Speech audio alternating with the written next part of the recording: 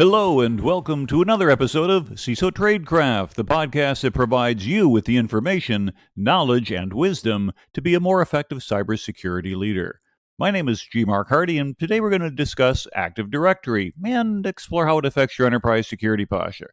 Now, if you're a recent Active Directory system admin, I suppose you could skip this episode unless you enjoy the melodic sound of my voice. But then again, you can always learn something new about a topic, even if you are a master. And if you understand that this is a primary target of many sophisticated attackers, every bit of knowledge can help. So as always, please follow us on LinkedIn and make sure you subscribe so you can always get the latest updates. Well, first, let's take a little trip down memory lane. Back when I started working with PCs in the early 80s, they were standalone devices. You plug them in, turn them on, and install programs from floppy disks and move your data around via sneakernet, which meant carrying around a floppy disk from desk to desk. Novell NetWare, which first fielded in 1983, supported both MS-DOS and CP/M, for those who remember that, and used its own proprietary server hardware. But by 1993, NetWare version 4 introduced Network Directory Services, which was a global directory service based on ISO X500, which we'll talk about in a moment, and allowed the connection of multiple systems to endpoints and the like. Now, to do so, they use something called a directory service. And a directory service maps the name of network resources to the respective network addresses and provides a centralized way to manage not only endpoints, but volumes, folders, files, printers, users, devices, even telephone numbers.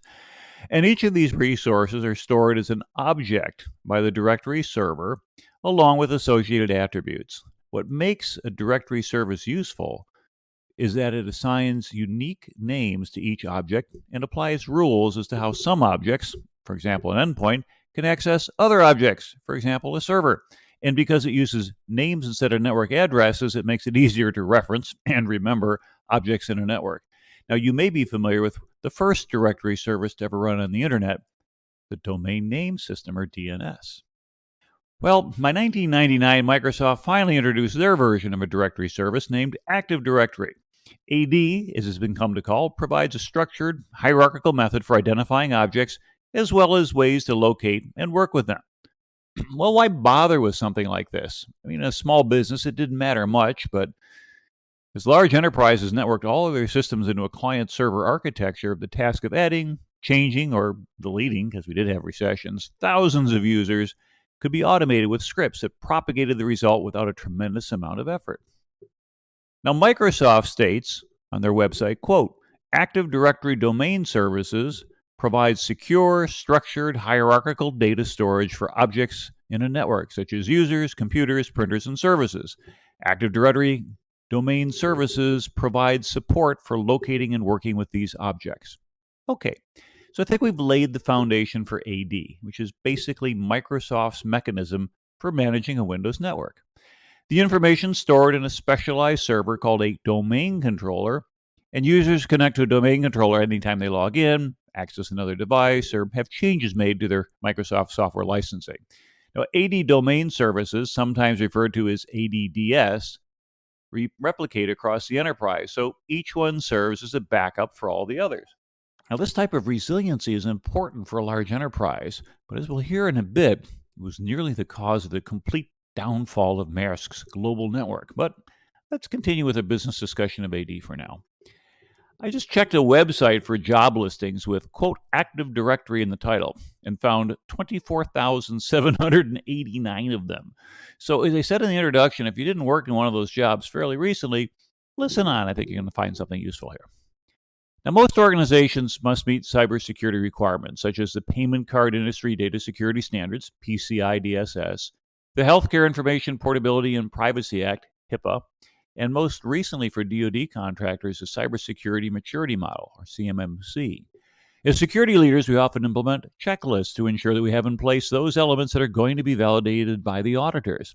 However, the problem with protecting our enterprise by just using checklists is that we often miss the real cause of how our data is stolen. Let's look at PCI. PCI compliance tells us prescriptive guidance, such as we should need to install a firewall, use antivirus, and monitor our systems. The problem is that compliance checklists like this often miss the most frequent ways to safeguard and the best ways to safeguard against real-world attacks. I mean, what's the most common way that attackers get into your system? Think for a minute.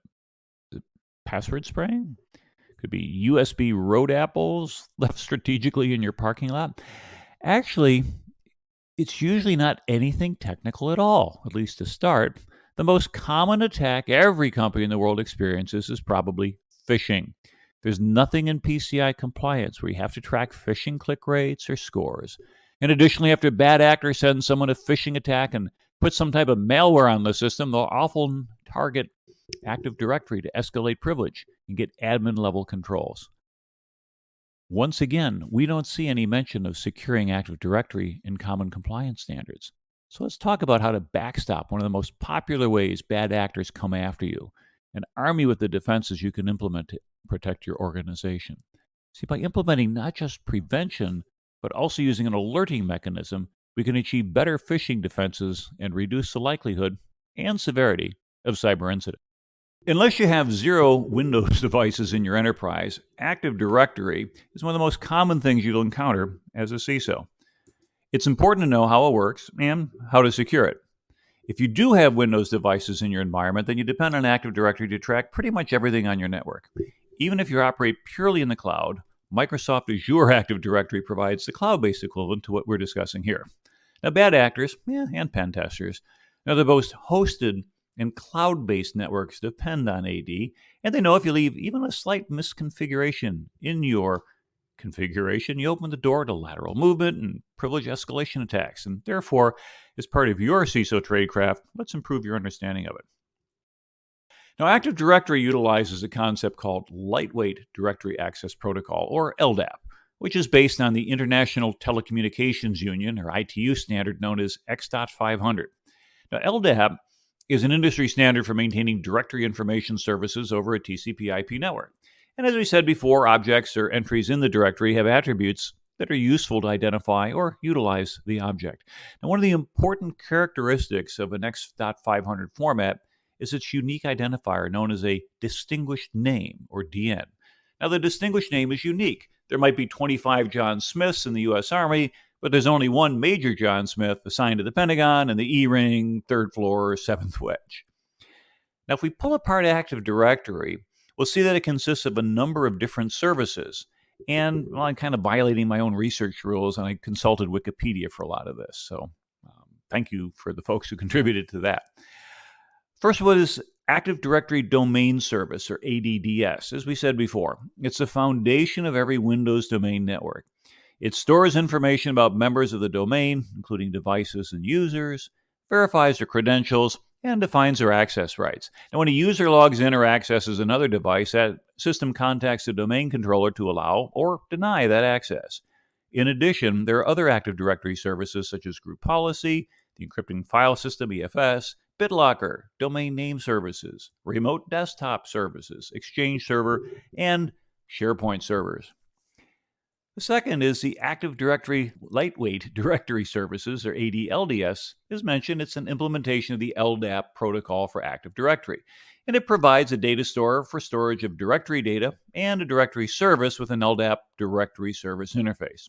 Okay, kind of technical there, but basically it's how we communicate back and forth. We don't need the full-blown database with everything else. We can just make the simple, shorter commands, the lightweight services, which allow us to manage things effectively. There's also the Active Directory Certificate Services, or ADCS, and this establishes an on-premises public key infrastructure.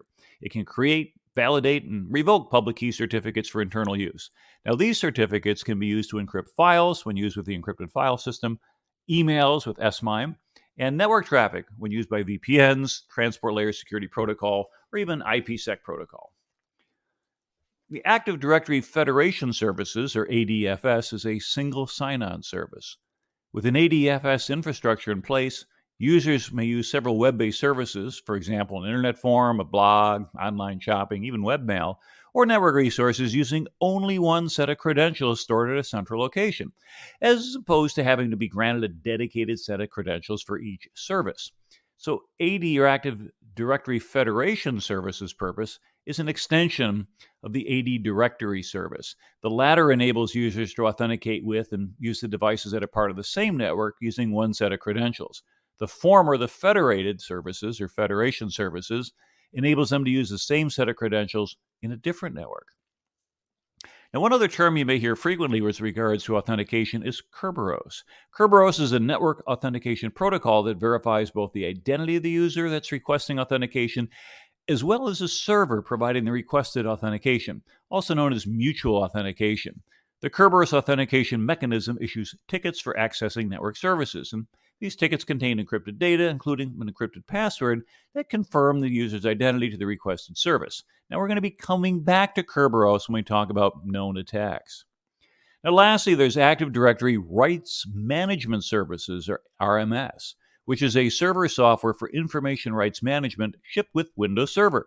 It uses encryption and a form of selective functionality for limiting access to documents such as emails, Microsoft Word documents, web pages, and the operations authorized users can perform on them.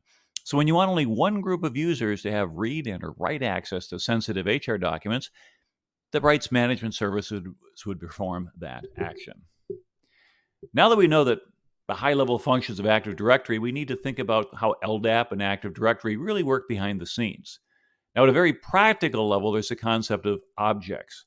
Objects can be two things. One, things that act are known as security principals. You can think of these as users, computer accounts, groups. Number two would be things that are acted upon. These are called resources. Example, a printer, something that would be acted upon. Now, each object gets data stored about it that shows characteristics. The characteristics follow a schema that essentially becomes the permissions of everything Windows permits or denies. Now, objects can be also grouped within a domain. When this happens, we call it an organizational unit, or OU. For example, you might create OUs for each field office, like in Chicago, Los Angeles, Miami, etc. Well, now that we know the basics, let's look at how bad actors are going to target Active Directory. Stealthbits has put together an excellent list of Active Directory attacks, and we'll link to in the show notes, and a lot of them using Benjamin Delpy's Mimikatz tool. I'm not going to go into the details here on Mimikatz, but essentially, it's a memory access tool often used to steal credentials and escalate privileges. Now, here are 9 Active Directory attacks you should be familiar with. Number 1, Ldap Reconnaissance, Lightweight Directory Access Protocol. It's an internal reconnaissance technique used to discover users, groups, and computers in Active Directory. Now, adversaries will gain an initial foothold using a watering hole or password spraying attacks to generate a list of possible valid usernames. Now, once in, they can then use Ldap queries to increase their knowledge of the environment, which can help them find targets and plan the next stages of the attack. Using tools like Empire or Bloodhound or even straight PowerShell, attackers identify service principal names to understand which accounts have access to servers. Attackers can also identify which accounts are domain or enterprise administrators, so they know where to go to try to gain their privileges. And finally, you can show where servers, databases, and domain controllers are located, which help attackers know where to move next. Number 2 would be a pass the ticket. It's a credential theft technique that enables adversaries to use stolen Kerberos tickets to authenticate to resources, for example, file shares and other computers, as a user without having to learn that user's password. An adversary would use a tool like Mimikatz, there it is again, to extract Kerberos tickets from the memory of the lsas.exe process. Next, the threat actor is going to inject the stolen ticket into their own session, causing their session to adopt the identity and privileges of the stolen ticket for subsequent authentication to resources. Now, once the stolen ticket is ready for reuse, the threat actor performs reconnaissance to determine where it can be used. Now, attackers might use commands like netuse to find out what domains the ticket is valid, but using that stolen ticket and the information about the user's privileges gleaned from internal reconnaissance, the threat actor can use lateral movement techniques to attempt to access other resources and further their objectives. Number 3 would be Kerberosing. It's an attack method that allows an attacker to crack the passwords of service accounts in Active Directory offline and without fear of detection. First, an attacker would scan Active Directory for user accounts that contain a service principal name. This means those accounts that represent programs or services, not human users. Now, once that list is obtained, the attacker requests a service ticket from those accounts. And these service tickets will contain a password hash. Now, if Windows comes back with the default RC4 encrypted hash, then the passwords used to create the hash can be attacked offline. Using Mimikatz to extract the service tickets to memory and save it to a file, attackers will exfil this file and attack it using dictionary attacks to extract the passwords. Now, here's a pro tip for you as a CISO. Use at least AES 256 encryption for your Active Directory. Do not use the default RC4 cipher.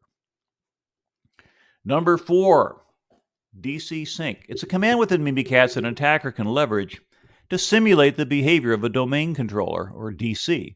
More simply, it allows the attacker to pretend to be a domain controller and then ask other domain controllers for user password data. Now, to perform this attack, an attacker must first compromise an AD account with directory replication privileges. Now, any member of administrator, domain admin, enterprise, and domain controller groups have this privilege by default. The attacker can then forge Kerberos tickets and then try to access those resources in Active Directory.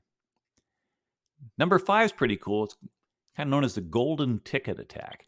The golden ticket is an attack to obtain the password hash for the most powerful service account in the Active Directory, the Kerberos Ticket Generating Ticket Account, or KRB TGT account.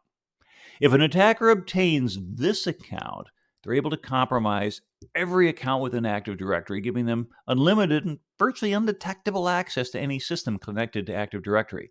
To perform this attack, an attacker used, again, Mimikatz to extract the Kerberos ticket generating ticket password hash, the username, the security identifier. The Mimikatz could be then used to create a golden ticket from this account. And yes, that's named after the Willy Wonka golden ticket that gives unfettered access to the factory. Now, Mimikatz can load this ticket into the current session, and then this pass the ticket attack allows the attacker to pretty much go anywhere.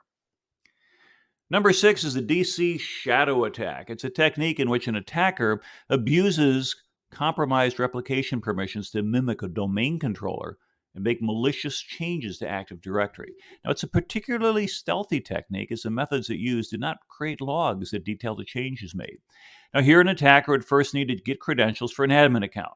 Attackers might use Mimikatz to pull passwords from poorly secured group-managed service accounts. The attacker replicates the AD objects, makes changes to them, such as giving them domain admin privileges, and then pushes them back to the real domain controller. And then this allows the attacker to now have domain admin privileges and go wherever they want. Number 7, admin SD holder modification. Well, first, a definition from Microsoft. The purpose of the admin SD holder object is to provide template permissions for the protected accounts and groups of the domain. Admin SD holder is automatically created as an object in the system container of every Active Directory domain. Now, modifying the access control list, or ACL, of the admin SD holder container in Active Directory enables an attacker to achieve and maintain persistence in an already compromised domain, even if an administrator finds and removes the attacker's permission on a protected object the admin SD holder controls. For example, an adversary could use a tool like Rubius to disable pre-authentication. This allows an encrypted ticket to be returned, which could then be brute forced offline. Now, PowerSploit could then be used to grant all privileges on the admin SD holder container to a normal user they'd previously compromised. Now, the next time the SD prop process runs, this otherwise normal user will now have domain admin privileges applied to all protected objects, thus creating a shadow administrator in Active Directory. One of the things you ought to look for on a regular basis, something that I do in my enterprises, is I check to see how many global admins I have on a regular basis. And I also check all the other admin privileges just to see if anything happened to grow overnight. So far, nothing has, but it's not a bad check to do, and it's pretty easy to do on a regular basis. Number 8, ntds.dit password extraction. All right, so what's that? Well, the Ntds dit file, if you will, is Active Directory's database. If you can steal that, an attacker can extract a copy of every user's password hash and subsequently act as any user in the domain. Now, attackers can perform this attack by performing a volume shadow copy from the system command prompt. The attacker retrieves the Ntds dit file from the volume copy, then copies a system file for the registry or volume shadow copy. This provides the attacker with the boot key needed to decrypt the Ntds dit file. Now the attacker extracts passwords, covers their tracks. Once passwords are extracted, you can do a pass the hash attack. Number 9 of 9, the plain text password extraction. Now, some administrators are guilty of bad practices, such as embedding passwords in group policy preferences that create local users or map network drives. Now, these passwords can be stored in XML or on a system volume share, and attackers can run tools like PowerSploit to get the group policy preferences, which identify passwords in group policies. Although this feature was removed from Windows in 2014, there still might be Windows legacy group policies out there that have this misconfiguration. So now that we've learned a fair bit about how Active Directory can be attacked, let's talk about 3 things you should do as a CISO to secure Active Directory. Number 1, use hardened images. Organizations need to configure Active Directory according to secure standards like DISA STIGs or Center for Internet Security, CIS benchmarks. This is the easiest way to know you aren't misconfigured, such as allowing things like RC4 hashes, which could be easily cracked. And one way to quick start an organization on this is use a CIS hardened image that meets both perhaps DISA and CIS requirements. This also provides a quick way to know if it's configured without having to perform all the configuration yourself. Now you can browse available benchmarks at www.cisecurity.org/CIS-benchmarks. Number 2, perform security assessments. Organizations need to perform pen tests and red team assessments against Active Directory. Internal teams should use popular attack tools like PowerShell Empire, Mimikatz, Rubius, and Bloodhound. These common attack tools should tip off your Security Operations Center, your SOC, and Managed Security Service Provider if you don't have a SOC. Well, now, if your SOC can't see your attacks, well, then you better fine-tune your detection tools. You really don't want bad actors to be the ones who first identify weaknesses in your detection capabilities. And number 3, learn from your audits. Organizations should conduct routine audits, at least yearly, to ensure that least privilege is enforced. I mean, do all the current domain administrators still need access? Are there any accounts present that have no valid business case? Have all the passwords been changed according to timelines specified by the security policies? And you get additional tools that will go through and run checks and identify, hey, this is an admin account or this is a privileged account and hasn't been accessed in 30 days. Did this person leave? I got a hit on one of those. Turned out this person was, in fact, on not leave. She was on maternity leave. And so as a result, was not accessing the account for 30 days. Now, I suppose I probably could have locked out that account and allowed it to come back on when she returned. But with two-factor authentication set up, I wasn't too worried about that going bad. But nonetheless, it's useful to have a known potential hit to see if your detection tools are triggering. Now, oh yeah, I remember I told you about Maersk, right? Okay, so Andy Greenberg wrote a great article for Wired entitled "The Untold Story of NotPetya, the Most Devastating Cyber Attack in History." Now, for those of us who remember, a few years ago, NotPetya was an attack that pretty much crippled Ukraine, and it was designed to spread through the financial software that was used for reporting taxes and things such as that. Well, companies that were located in Ukraine, including a field office for Maersk, were downloaded the software, installed it. Well, what happened was it took advantage of being able to use a lateral movement that was extraordinarily effective. I'm not going to get into the details of the terminology here, although I could talk about it. But the point that I wanted to get to was this with respect to Active Directory. What had happened was through this lateral movement for the Eternal Blue, that it was able to infect all of the other domain controllers within their entire server. They had about 150 of them across the world. Now, they had some servers that were backed up, and just about all the individual servers had backups that have been between 3 and 7 days old. Yeah, not perfect, but yeah, that's something you could restore as a start point. But the thing is, domain controllers are programmed to synchronize with each other, so that in theory, any of them could back up for all the others. But that decentralized backup strategy didn't account for one scenario when every domain controller is wiped out simultaneously. Basically, if you can't recover your domain controllers, you can't recover anything. All your users, all their permissions, every object, everything that you're supposed to know about is gone. I mean, the data is there, but you can't label it. It's almost like wiping out the file allocation table in an old disk from the old DOS days. If your FAT got wiped out, good luck rebuilding the thing. Well, It turns out, kind of a good news, bad news story. The bad news is they had a power failure down in Ghana. The good news is that blackout knocked the machine offline, and it was offline when everything replicated to each other, wiping out all the information. So it turned out that there was one copy left on the planet that was untouched by the malware, thanks to a power outage. So, hey, sometimes things go well because of bad events. Well, guess what? They said, hey, let's go ahead and connect to the Ghana office. We'll upload it. But the bandwidth was so low, it would take several days to transmit these several hundred gigs of domain controller back up to the UK. Okay, so we'll put one of these staffers on the next plane to London. Nobody from that office had a British visa. So they had to kind of do a relay race. They flew it from Ghana to Nigeria. Somebody else met it there, took this hard drive, took a 6.5-hour flight up to Heathrow, and presented the one remaining domain controller. And when they were able to then kind of recover their enterprise. Whew. So, yeah, we learn from these things. We don't expect everything to break, but in that particular case, it did.